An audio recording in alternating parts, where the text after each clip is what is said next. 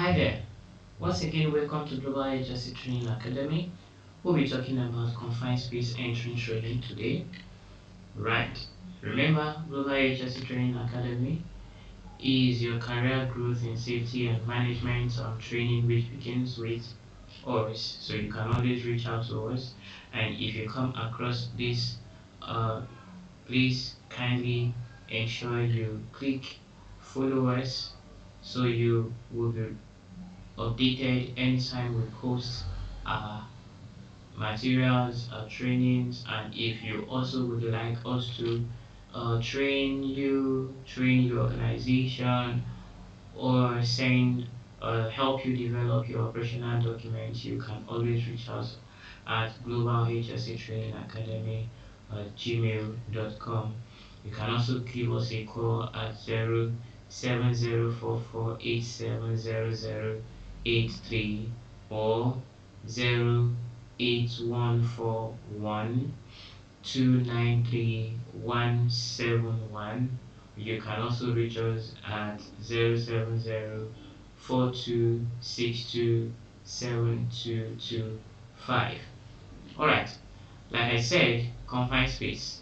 And the content, we're looking at confined space hazard. Under it, we discuss the poor access and egress, lack of oxygen, excess of oxygen, build up of toxic gases and vapors, fire and explosion, source of ignition, liquid, gas, and solid, stored energy, activities in operations, and also optimizing the work, personnel responsible, necessary document, entry, survey, breaks, and the end of the work. So these are part of what we are going to be discussed. Now, the aim of the course of this training is to provide information regardless hazard associated to confined space. Also, precautions that have to be taken before starting and during performing any activities in confined space. Then, as well, the guidelines for energy management when works are carried out in confined space in order to provide the occurrences of any incident or accident. Today, confined space is regarded as anything that has limited access or egress. It is not designed for continuous occupancy, not allowing accidental accumulation of flammable or toxic gases or vapors, or better still, where an oxygen deficiency or enrichment could occur. So when we talk about confined space, these are what we regard as confined space. Also, examples of confined space, we have storage tanks, silos, reaction vessels, enclosed drains, excavations, underground chamber, roof of top tank, vat, combustion chambers, ductwork, poorly ventilated rooms, seways, boilers, combustion chambers, vehicle bodies. These are little to more about confined space. These are typical examples of the hazards. Now, when there is difficulty in oxygen, then equipment or machineries are a typical confined space hazard. Then toxic gases, then toxic substances, noise, oxygen enrichment, and heat. Also, static electricity. Okay, not forgetting fire or explosion. So confined space hazard are the typical examples that you can see on the screen. Now, the confined space hazard is an unexpected liquid and powder which enters into the space. Equipment or machineries used for work in confined space. Then also you have deficient or enriched of oxygen. Toxic gases can be released, residual remaining in the space, and flammable gases and liquids. So these are basically in addition to the confined space hazard. Okay, in the poor access and egress, we have that the manholes in tanks, vessels, and reactions are not adequate enough for the work to be done. Also, manholes in seaways and drains are not properly structured. Then we have entry into ducts and pipes, entry into boilers and furnace and combustion chambers. Now entry into void space and doors with reduced dimensions. These are basically the poor access and egress when we had to talk about confined space. Now, when we look at lack of oxygen, this is acceptable oxygen. So it is important you understand that there are acceptable oxygen that should be in the confined space, right? Regardless of you making use of the air equipment. Now, when oxygen is displayed by other gases or vapor, we have nitrogen, carbon dioxide, and methane. Alright, so oxygen can be used up by chemical reaction, e.g., roasting and burning other substances, for example, activated carbon. So the only effective res- res- respirator protection is breathing apparatus. So, for lack of oxygen, once you discover that you don't have the adequate oxygen, and also this is one of the reasons why it is important you carry out a permit to work your PTW before you begin to work. Now, excess oxygen is a fire and explosive hazard. Now, materials such as clothing burn furiously when enriched with oxygen. Now, oxygen should never be introduced into a confined space. Now, that is actually deadly. Now, welding or cutting equipment must not leak. So this is very important that you cross-examine all of these equipment before you begin to use them in the confined space. So how do we build up of toxic gases and vapors? Now, from residual left in tank and vessels. Now, this can emit gases, vapors when disturbed. Now, from operations such as painting, it in sewers and manholes. Now, in excavations from contaminated land, now we have slow leak into trenches and pits. So these are the examples of build up of toxic gases and vapors. So what about fire and explosion? This can occur when flexible vapors, gases, and solids are present.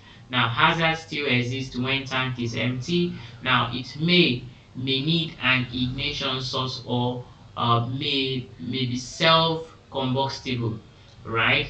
So it can also be purging with an inert gas will drive out flammable gases, and cleaning materials may be a cause. Okay.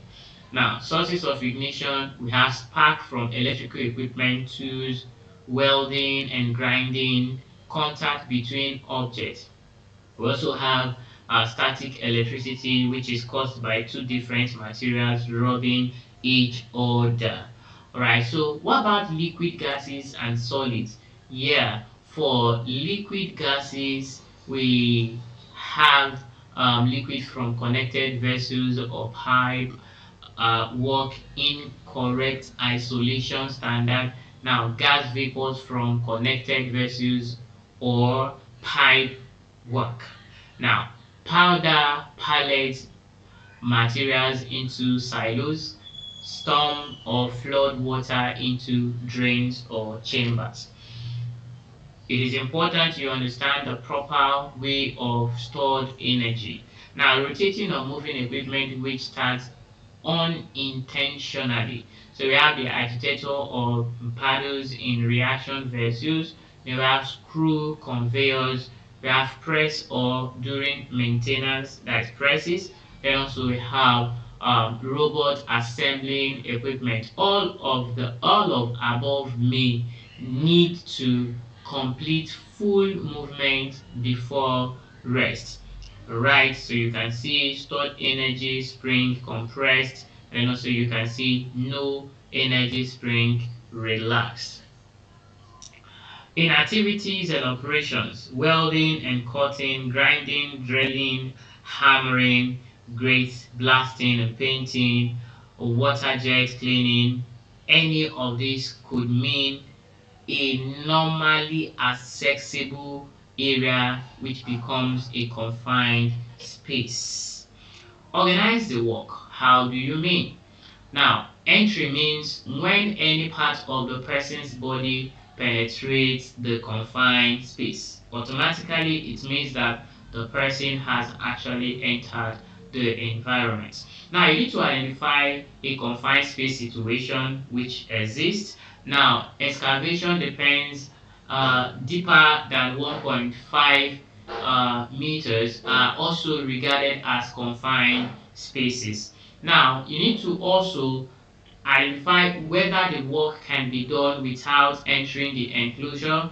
Now, inspection by remote camera, cleaning by semi-automatic equipment. Now, if a confined space exists and remote operations is not com- is not practicable, then the entry procedures should begin.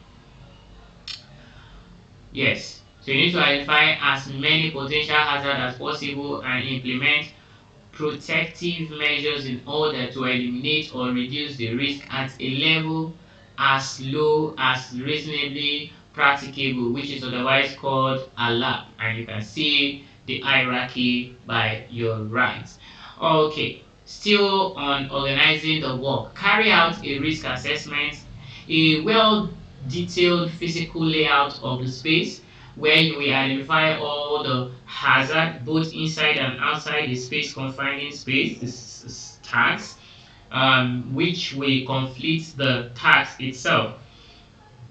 Also identify any substances that were known to be in the space, that is under the normal operation processes, and it is your duty to identify sampling or analyzing any substances that you are not sure about. Alright, so it is important you always carry out a risk assessment before the work begins.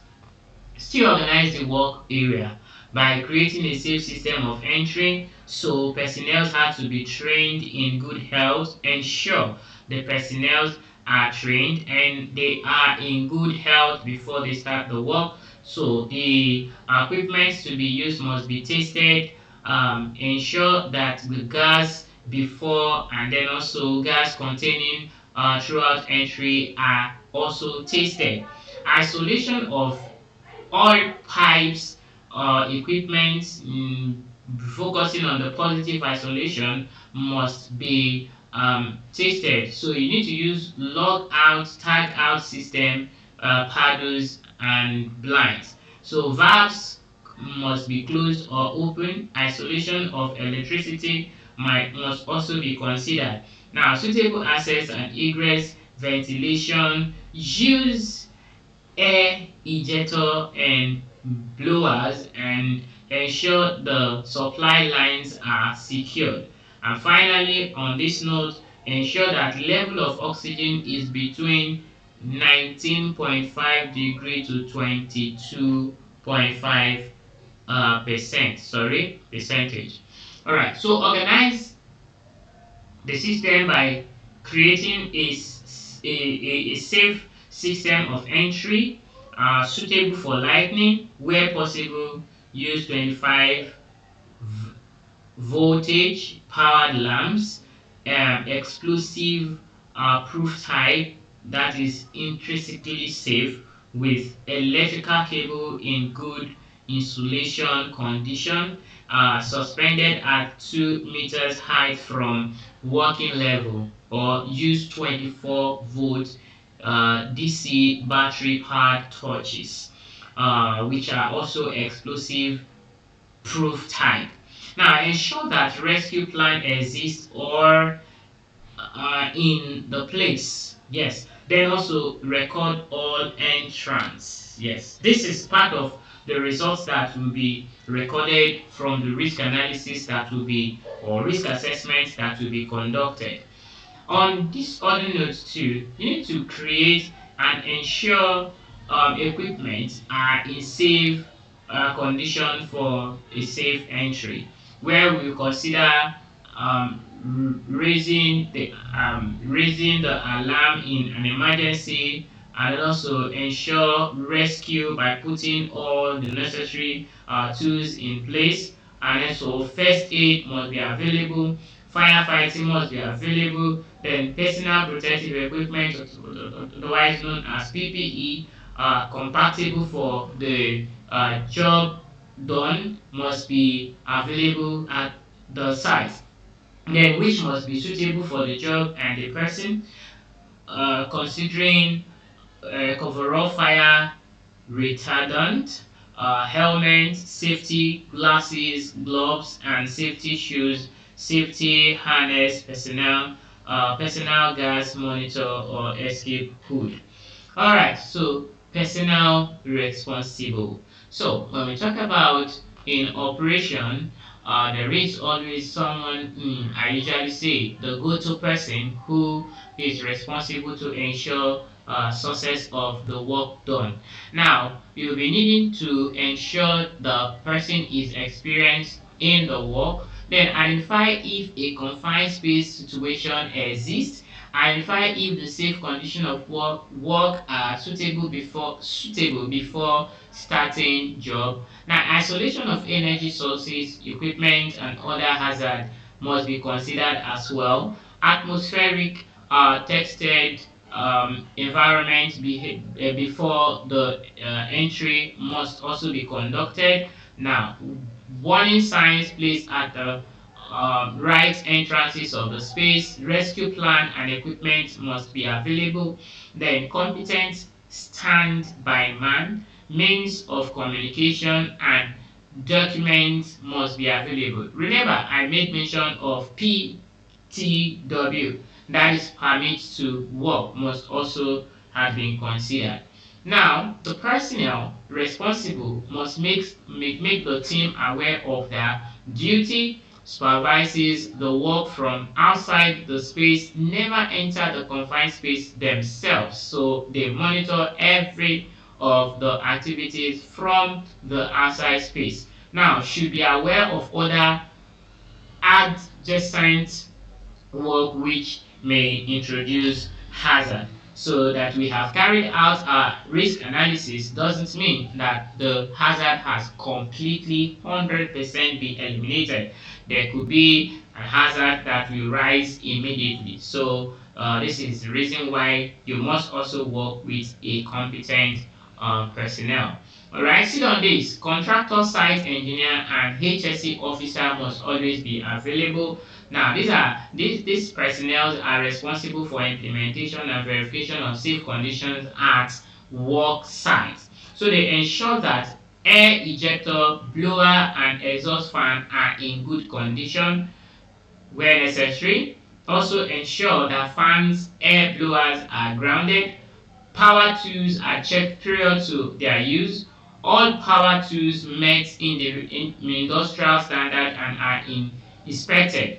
Now ensure all relevant PPEs are in good lifeline safety harness and helmet, escape mask, etc. are in good condition.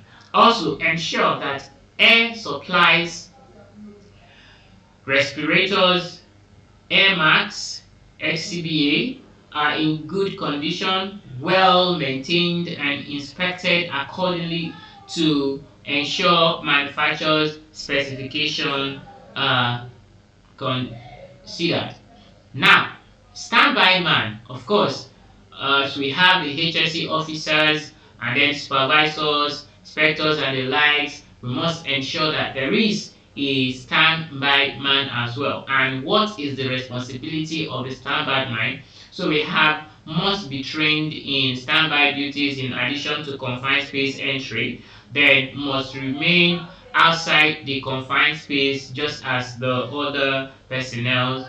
Then no head and no shoulder entry, must not try that, must maintain vigilance at all times. Now, must have a means of raising the alarm in an emergency, must also maintain an accurate head count of entrants, then communicate with entrants, monitor activities outside of confined space, prevent unauthorized entry into working area, participate to non-entrance rescue.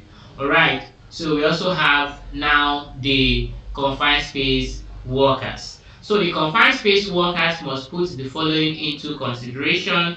They must be experienced and trained in confined space entry works. They may need to be trained in rescue procedures, must be physically and mentally suitable to work in confined spaces, must be able to recognize changes in work conditions and communicate to attendants. Also must understand the use of necessary equipment within confined space.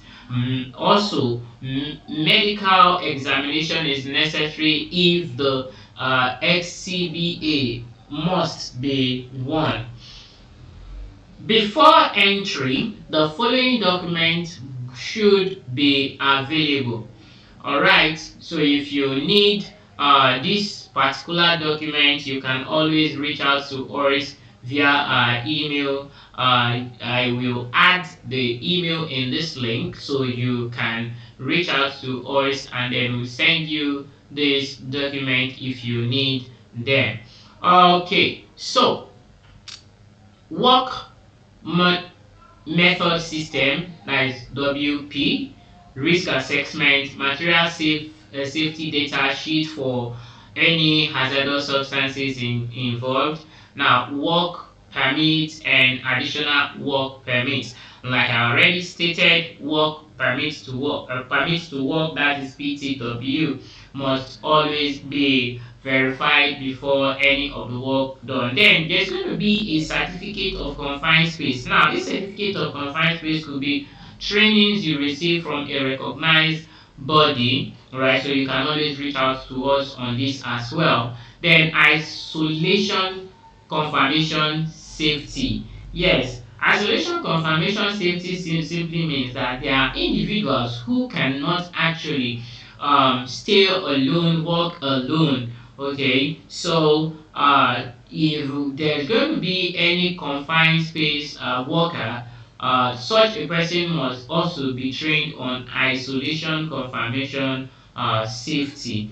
Then we have gas test safety as well, and also rescue plan. So these and more are the necessary documents that needs to be verified before the confined space entry.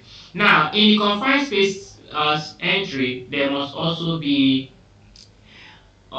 space entry surveyor, right? So if you look at the screen, you are going to see the standby worker, then you see the alarm horn, emergency XCBA, then lifeline to safety harness, which is tagged to the worker's body, especially particularly at the back. Yes, then gas and fumes collected at sources, so it has to be extracted. Yes, so there must be a gas and foam extractor in the confined space. Okay, so the confined space entry surveyor continues by ensuring the engine driven equipment, electrical transformers and compressed gas cylinders are not allowed in confined spaces. Please take note. Oxygen and acetylene houses must be inspected prior starting the job and replaced if necessary. Then confined space must be evacuated in case of alarm implant or in case that working conditions are changing and in case of an accident. Now, activities can be resumed in confined spaces only after returning to normal working condition is achieved. Now we have breaks and the end of works. Now, when the workers take a break, all equipment should be made safe. Yes, welding and cutting equipment with oxygen should be removed and isolated. Frequency of gas testing will be decided by risk assessment, and when the work is completed, all personnel should be signed out and the work permit signed off and handed back to PCF. Alright, so to the end of job, all tools and equipment must be removed and work sites handed over clean and ready for production again. At this point, I want to say sincere thank you to you for uh, joining and also for coming to this level. Yeah, so again, I said you can always follow us on YouTube channels, Instagram channels, and our Facebook channels.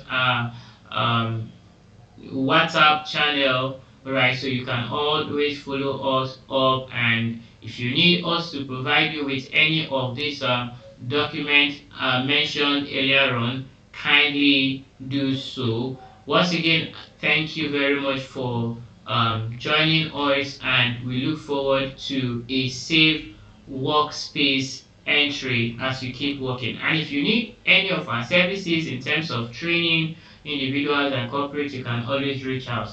Uh, right.